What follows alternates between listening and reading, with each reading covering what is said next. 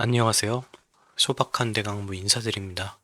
오늘 가지고 온 내용은 이제 호기심 해결인 주식시장이고요. SG 증권발 하한가 사태라고 불리는 주가 조작 의심 사태에 대해서 다시 보기를 하려고 해요. 근데 현재 하한가 사태가 2023년 4월 24일 이후로 3개월가량 지난 시점에서 특별히 뭔가를 콕 집어서 본다기보다는 전체적인 상황을 살펴보려고 하고요. 그 다음에 조작 의심 종목들에 대해서 그 당시에 투자 그룹별 매매 경향을 보려고 해요. 과연 그때 무슨 일이 일어났는지 좀 조망해 보는 시간을 갖도록 하려고 합니다. 그래서 조작 의심 종목들 이거를 좀 살펴보면요. 이 4월 24일에 대부분 다 하한가를 맞았다는 거죠. 그때 이제 있었던 종목들이 대략 8가지 정도가 있는데 그 8가지들에 대해서 합산해서 우선 먼저 결과를 살펴볼 거고요. 그 다음에 개별 종목에 대해서도 따로따로 살펴보려고 해요. 우선 투자 그룹을 분류를 해야 되거든요. KRX 한국거래소 정보 데이터 시스템에서 제공하는 데이터를 이용하기 때문에 KRX에서 제공하는 투자 그룹 분류를 따를 수밖에 없어요. 그래서 투자 그룹의 가장 소분류가 어떻게 되냐면 여기서 금투부터 보험, 투신, 사무은행, 기타금융, 연기금까지가 기관이고요. 그 다음에 이게 하나가 기타법인, 그 다음에 이게 그냥 하나가 개인. 그 다음에 외국인과 기타 외국인으로 나눠져 있는데 그냥 이거는 합쳐서 계산했어요. 그래서 이렇게 4가지가 이제 대분류라는 거죠. 기관만 세부적으로 많이 나눠져 있고 기타 법인, 개인, 외국인은 하나 혹은 많아봤자 2개로 분류가 되어 있는 걸 알 수 있죠. 우리가 주목해야 될 대상은 이제 개인 투자자인 거죠, 이렇게. 이 개인 투자자도 사실은 세부적으로 나눌 수 있는 조건들이 있거든요. 개인 일반 투자자가 있고, 그 다음에 개인 전문 투자자가 있고요.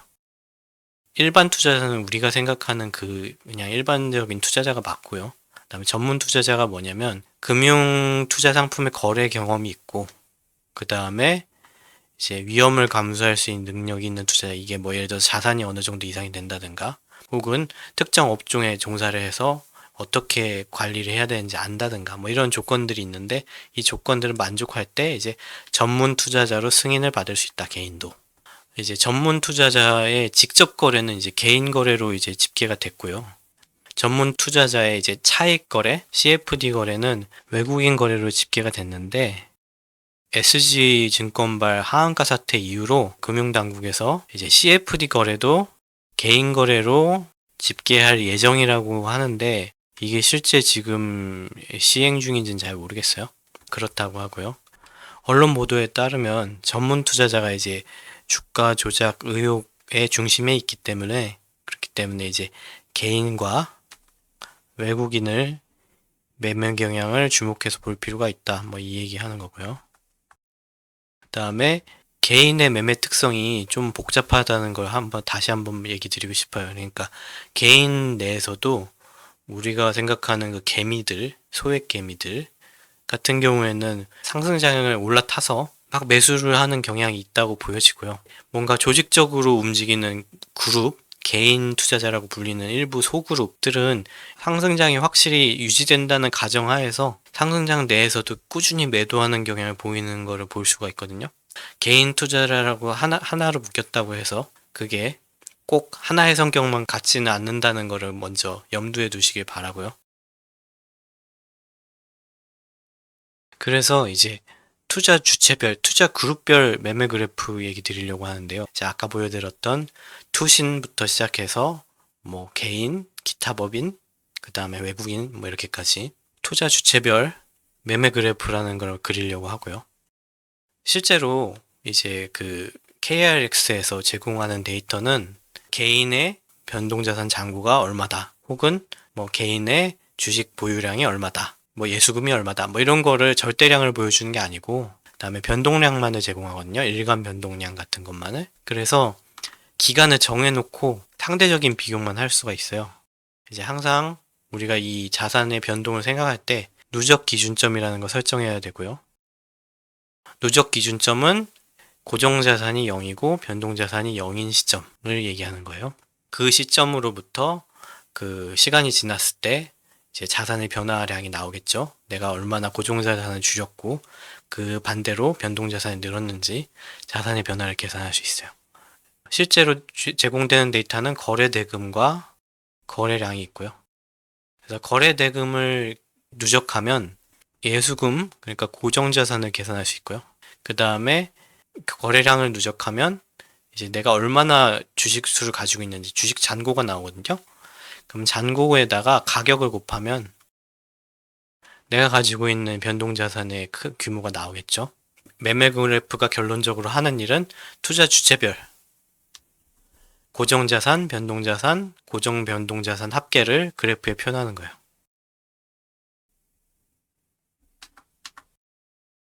그래프 수급 해석의 기본 원리를 좀 얘기를 드릴게요.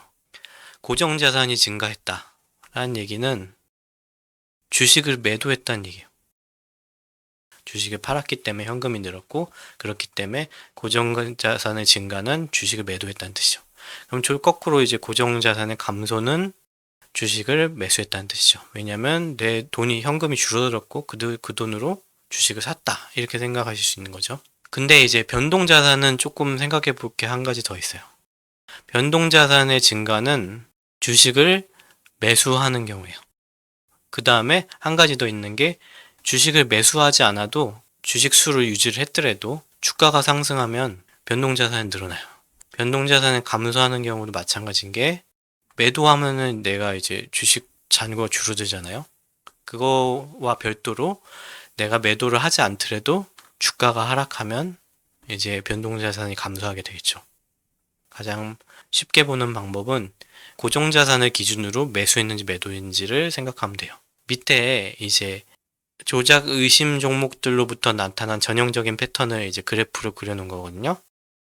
여기서 보시면 진한 파란색, 남색이죠. 이게 고정자산이고요.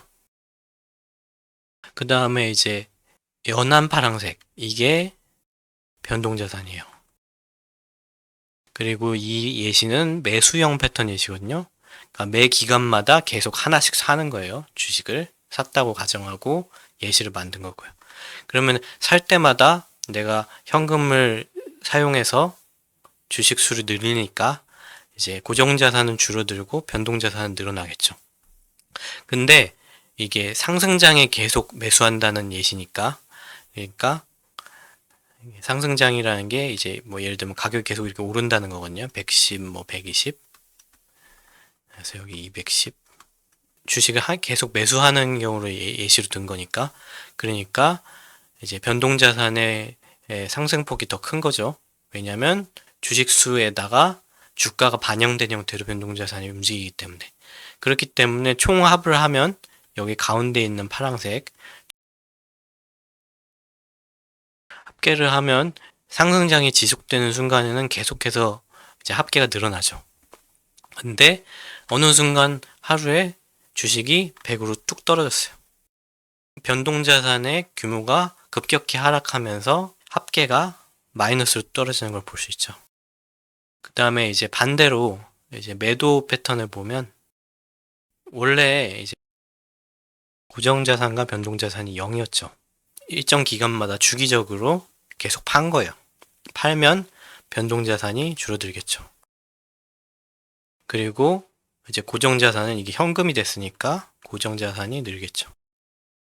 실제로 변동자산의 하락폭이 더 크기 때문에, 그러니까 내가 팔아서 넘긴 변동자산의 하락폭이 점점 커지는 거잖아요. 가격이 커지니까. 점점 이제 합계는 줄어들다가 변동자산의 하락폭이 줄어들면서 이익으로 전환하는 거예요. 이익으로 전환하게 되고요. 여기서 얘기 드리고 싶은 건 뭐냐면 이런 매매 그래프를 앞으로 계속 보여드리게 될 거고 조작 의심 종목들이 보이는 전형적인 패턴을 미리 이렇게 먼저 간단하게 예시로 들려드린 거예요. 그래서 이걸 기준으로 이제 앞으로 그래프를 확인해 보시면 될 것 같아요.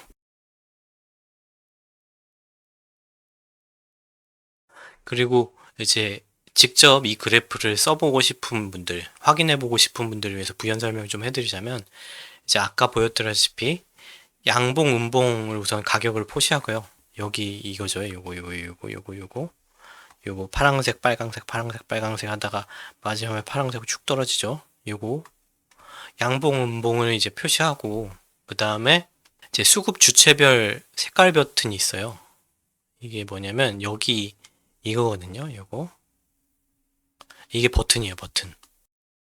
그래서 이걸 누르면 해당 투자 그룹의 그래프를 표시할지 안 표시할지를 결정할 수 있어요. 이런 기능을 넣은 이유는 이제 그래프가 표시할 선이 너무 많기 때문에 불필요한 것들은 좀 제하고 보고 싶어서. 그리고 두 번째로 고정자산과 변동자산을 봐야 될 필요가 있을 때 그걸 껐다 키기 위해서, 그래서 이런 버튼을 넣은 거고요. 이 밑에 있는 그래프에서 개인의 변동 고정자산을 보고 싶어요. 그러면 여기 갈색 버튼, 개인인 갈색 버튼을 누르면 되겠죠. 그러면 추가로 개인에 해당하는 변동자산이랑 그 다음에 고정자산과 변동자산을 추가적으로 표시할 수 있다. 이거를 한 번 더 누르면 개인에 대한 그래프를 지울 수 있는 거고, 이걸 이제 계속 반복해서 누르면 이제 세 가지 상태를 이제 바꿔가면서 보여주는 거죠. 이렇게 해서 이제 그래프의 기능들을 좀 설명을 드렸어요. 그래서 혹여나, 그러니까 제가 설명드리는 거 외에도 추가적으로 확인하고 싶은 부분이 있다 그러면은 이 페이지에 들어와서 그래프를 이용해서 확인해 보실 수 있겠죠. 필요하시다면 이 페이지를 참고하셔서 확인해 보시길 바라고요.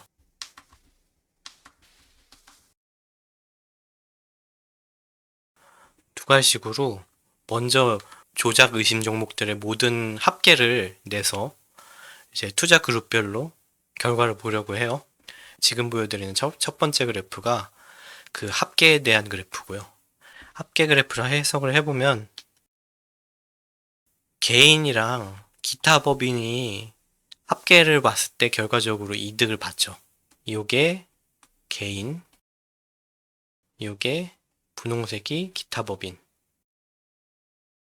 그래서 개인과 기타 법인이 이익을 받고 그거의 반대급부로 이제 손해를 보는 게 금투랑 그 다음에 연기금이죠. 그래서 먼저 이익을 본 개인과 기타 법인의 상태를 먼저 볼게요. 먼저 개인을 살펴보면 개인의 경우에는 보시다시피 이제 개인의 고정자산이 꾸준히 증가하는 거 보이시죠? 의미하는 건 뭐냐? 꾸준히 팔았다. 팔았기 때문에 이제 고정자산이 늘어난 거죠. 마찬가지로 기타 법인도 보면 이제 기타 법인의 고정자산이 꾸준히 증가하는 거 볼 수 있죠. 그렇다는 얘기는 매도세였다 라는 거를 알 수 있고요. 그래서 정리를 하자면 개인과 기타 법인이 이 8가지 주가 조작 의심 종목에 대해서 지속적으로 꾸준히 매도를 했고 매매 차익을 고정자산화하면서 수익을 실현했다 라는 얘기를 드릴 수 있을 것 같고요. 나중에 살펴보겠지만 지금 약간 간략하게 얘기 드리자면 개인은 대성홀딩스, 선광, 삼천리에서 주로 이익을 실현했고 기타 법인은 이제 서울가스에서 이익을 주로 실현했다. 그 다음에 제일 처음에 금투랑 연기금이 결과적으로 손해를 많이 봤다라는 얘기 드렸죠.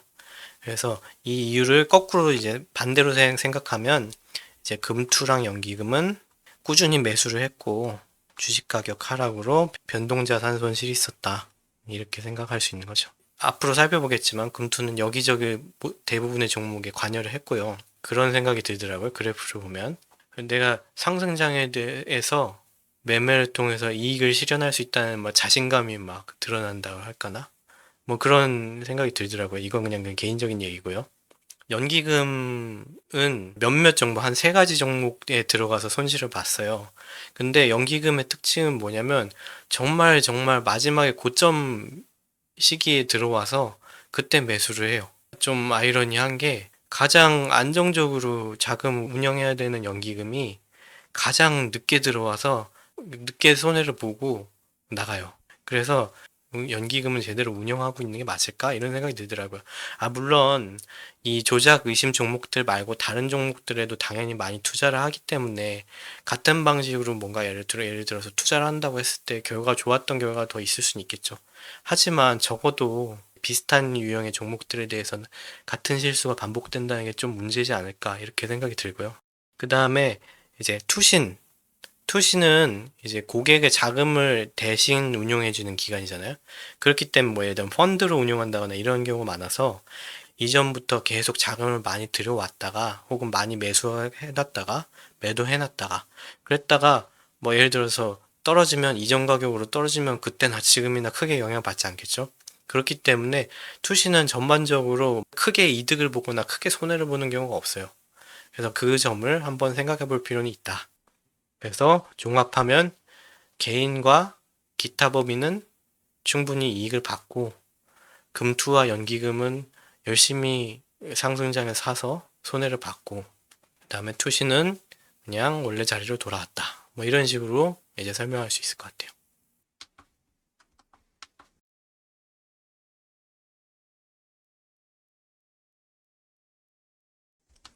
그 다음에 이제 개별 종목 얘기를 드릴게요.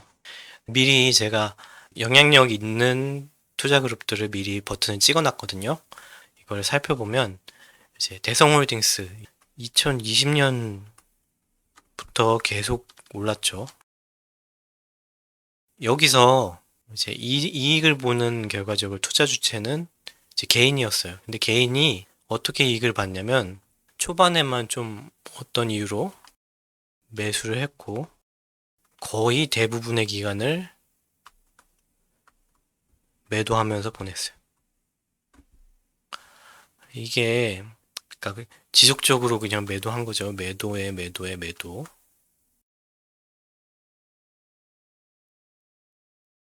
그래서 매도를 하면서 가격 상승분에 대한 차익을 얻었고 그게 이제 고정 자산에 반영이 된 거죠.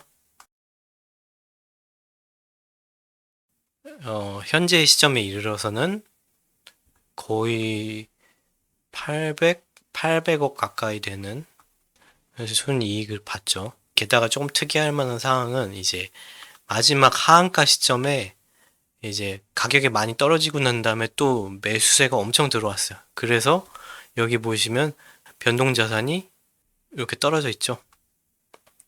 이게 뭔 얘기냐면 이제 그만큼 이제 잔고를 다시 사들였다라는 거죠. 그만큼 주식을 다시 사들였다.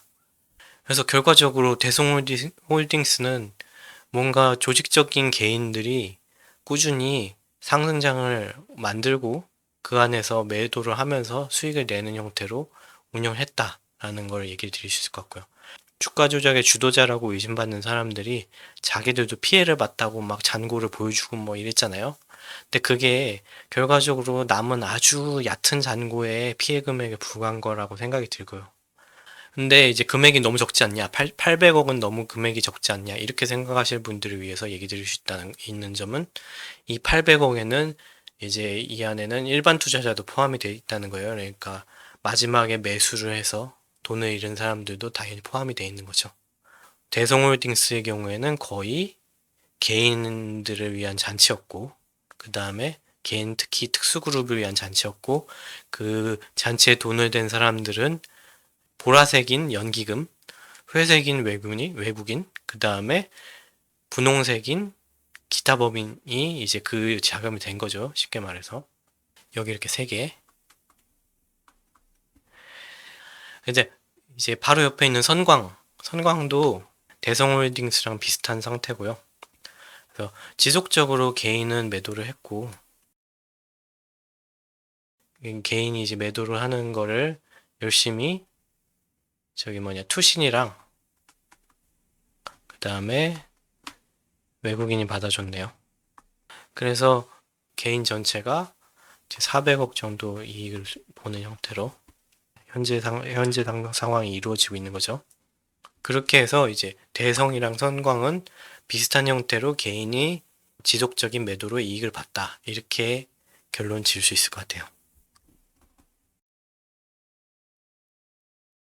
그 다음에 이제 서울가스가 이제 좀 특이한 경우인데 기타 법인이 결과적으로 1200억 가까이 이제 이득을 봤거든요. 잘 보시면 여기 이런 식으로 계단식으로 고정 자산이 늘어나는 걸 보실 수 있어요. 이렇게. 기타 법인의 고정 자산 증가가 계단식이라는 거죠. 그거를 이제 계단식으로 증가했다는 얘기는 이제 뭔가 주기적으로 대량의 매도세를 했고, 그래서 그걸 받아주는 주체가 있었다는 얘기죠. 이제 대량 매도세를 받아준 게 누구냐 살펴보면, 여기 보시면 이렇게 올라갔다 내려가고, 올라갔다 내려가고, 올라갔다 내려가는 게 보이죠. 이게 회색이거든요. 회색이 뭐냐면 외국인이죠. 외국인의 변동자산이 급격히 감소하는 거죠.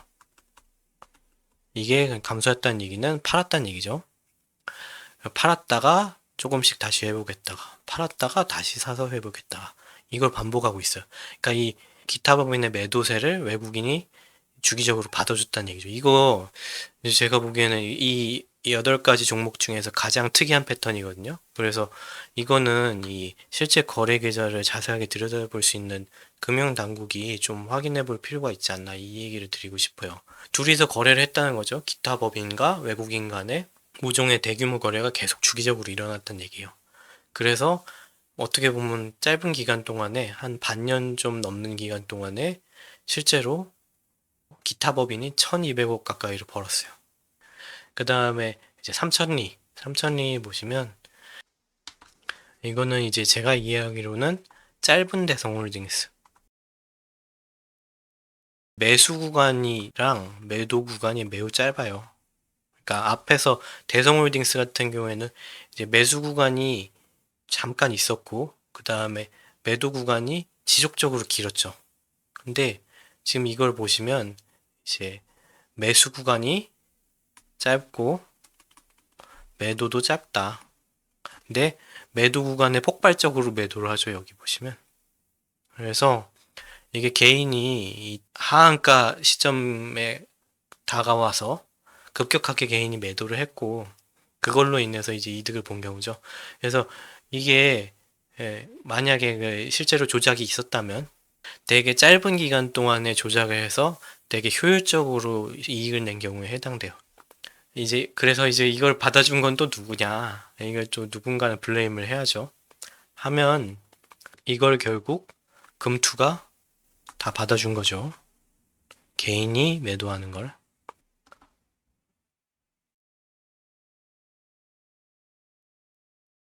그 다음에 이제 다우데이터는 그냥 다우데이터는 제가 느끼기로 이해하기로는 막 특별히 뭔가 막 지속적인 매도세를 보여서 뭐 결과가 이렇게 됐다든가 뭐 이런 거는 잘 모르겠거든요.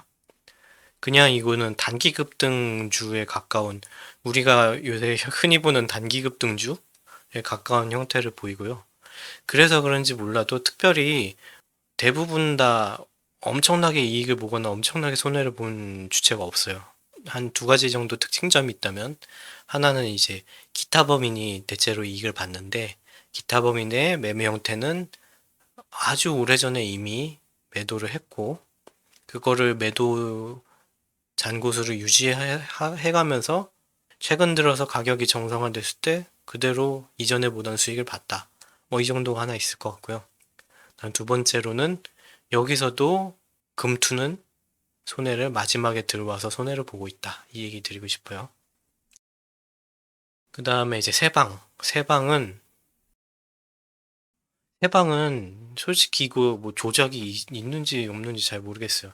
그러니까 세방은 원래부터 어느 정도 건실한 그룹이었고 실적도 괜찮았기 때문에, 그래서 개인 투자자들이 많이 샀고 그래서 개인의 변동자산이 많이 늘었다. 최근에 하락을 겪으면서 이제 수익성이 많이 떨어진 거죠, 상대적으로. 그래서 전체적으로 봤을 때 누구도 크게 이득과 손해를 본 게 없다. 그냥 비슷비슷하다. 개인적으로 생각하기로는 세방에는 주가 조작이라고 뭐 할 만한 근거가 있는지 잘 모르겠어요. 그다음에 이제 마지막으로 이제 하림주주랑 다우투자증권이 있는데요. 하림주주가 조작 의심 종목이라고 보기조차 잘 모르겠고요. 이거는 판단을 좀 하기 어려운 것 같고, 다만 여기서 좀 특징할 만한 것은 이제 개인과 투신이 서로 주고받고 있죠. 이제 결론적으로 말하면 개인과 투신 간의 교환이 있었고, 결과적으로 투신이 마지막에 대량을 매도하면서 이익을 봤다. 뭐 이렇게 얘기해 볼 수 있을 것 같아요. 이게 주가 조작에 의심된다? 약간 이거는 또 아닌 것 같아요. 그 다음에 마지막으로 이제 다울투자증권. 이거는 완전히 모양새가 다르거든요. 그러니까 원래 우리가 지금 보고 있는 것들은 이때 2023년 4월 24일 기준으로 하한가를 맞은 종목들을 이제 포함해서 보고 있는 건데, 근데 이 다울투자증권 같은 경우에는 2021년 중반부에 이제 고점이 있었어요. 더 높은 고점이. 그러니까 만약에 2021년 중반부에 뭔가 우리가 조작의 의심이 있다. 조작 세력의 의혹이 있다. 라고 하면은 이때를 조사해 봐야 되는 거지. 이거는 2023년 4월에 포함돼서는 별로 좋은 결과를 내지 못할 거라고 생각이 들고요. 근데 이제 다만 이미 2021년에 외국인들이 이거를 매도해서 대량 매도해서 그래서 이제 이익을 받고 그 이익을 본 게 이제 현재까지 유지되는 중이다라고 드릴 수 있을 것 같아요. 그래서 이거는 좀 별개의 얘기다. 이거는 아까 얘기 드린 전형적인 주가 조작 패턴, 그러니까 지속적인 상승장에서 지속적인 매도를 하면서 결과적으로 하락장에서 이익을 보는 패턴. 그 패턴이랑은 크게 맞지 않는 것 같아요. 그래서 여기까지가 이제 개별 종목에 대한 얘기 드린 거예요.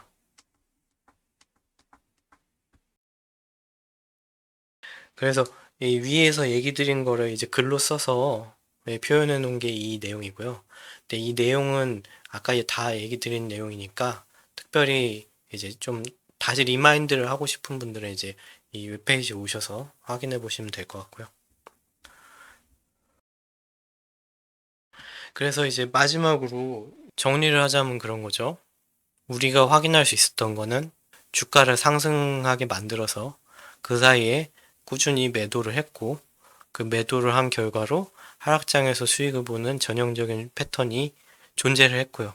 예를 들면 대성홀딩스나 선광같이 개인 투자자들이 복합적인 특성을 가지고 있는데 근데 분류 체계가 너무 단순해요. 그냥 개인 하나잖아요. 그래서 이거를 분류해서 자료를 봐야 우리가 좀 더 자세한 분석을 할 수 있을 것 같다라는 얘기 드리고 싶은 거고요. 그러니까 일반 투자자, 아까 얘기 드린 전문 투자자, 자사주를 가지고 있다 나중에 뭐 퇴직을 한 후 팔았다든가 뭐 이런 것도 있을 수 있죠. 그다음 뭐 대주주 같은 경우도 있고 대주주에 준하는 어떤 규모를 가진 주주들, 그러니까 대형 주주들 이게 더 맞는 표현이겠네요. 대주주보다는 대형 주주들 등등으로 세분화를 해야 우리가 그냥 일반적인 개인 투자자들은 실제로 손해를 많이 받고 그다음에 전문 투자자들이 뭐 이득을 받고 뭐 이런 것들을 확인할 수 있는 거죠. 이게 세분화를 해야 세력을 탐지하고 대응을 할 수 있을 거잖아요. 근데 이거 또 뭐 힘들다, 어렵다, 기술적으로 뭐 어렵고 뭐 돈이 많이 든다 뭐 이런 이유로 안 하겠죠. 안 하긴 할 텐데 이런 식으로 개인을 한 덩어리를 뭉뚱그려서 설명하면 아무것도 해석이 잘 안 돼요. 그래서 이거는 좀 필요하다라는 생각이 들고요. 그 다음에 이제 또 한 가지 생각해 볼 수 있는 게 이거예요. 이제 급등주 혹은 지속 상승주라는 게 있을 수 있죠. 계속. 우리가 지금도 계속 겪고 있잖아요. 그런 주식들을 겪고 있는데, 그때 올바른 투자 습관이 뭘까? 이거에 대한 생각을 해봤어요. 우선은 첫 번째는 그거죠. 예정에 없던 매수는 자제하는 거. 이게 막 오른다. 그러면 이제 내가 뒤처질 거라는 그 공포에 사로잡혀서, 포모라고 하죠, 포모. 억지로 막 급하게 매수하는 경우가 생길 수 있죠. 우선 이거는 자제하는 게 맞고요. 그 다음에 매수를 해야겠다는 확신이 꼭 들었어요. 내가 그래서 막 열심히 알아봤더니 매수를 할 수 있는 근거가 있다. 어느 정도의 확신이 있다. 이러면 매수는 하되 아까 보여드렸다시피 아까 세력들이 어떻게 수익을 실현했는지 보셨잖아요. 꾸준히 또 매도를 해야죠. 그래서 중간중간에 차익을 실현을 하고 그 다음에 종목 가격이 올랐으면 이제 재투자를 이제 실현한 거 가지고 다시 재투자를 하잖아요. 그러면은 이거를 이제 재투자를 할 때 투자 금액을 줄여야죠. 상식적으로도 그렇잖아요. 가격이 오르면 오를수록 이 고평가받고 있다는 거잖아요. 그래서 얘가 가치가 점점 떨어지는 거죠. 그러니까 덜 사야 되는 게 맞는 거죠. 그래서 굳이 매수를 해야겠다면 꾸준히 매도를 통해서 수익을 실현하고 그 다음에 가격이 내려가면 내려갈수록 재투자할 때 덜 사는 거를 추천드린다. 여기까지가 제가 준비한 내용이고요. 명확한 답변을 드릴 수는 없었지만 적어도 이런 급등주 혹은 지속 상승주에 대해서 어느 정도 경계하는 습관을 가질 필요는 있다. 이거를 얘기를 드릴 수 있을 것 같아요, 결론적으로. 앞으로도 안정적이고 지속적인 수익을 보시기를 응원드리겠습니다. 이상입니다.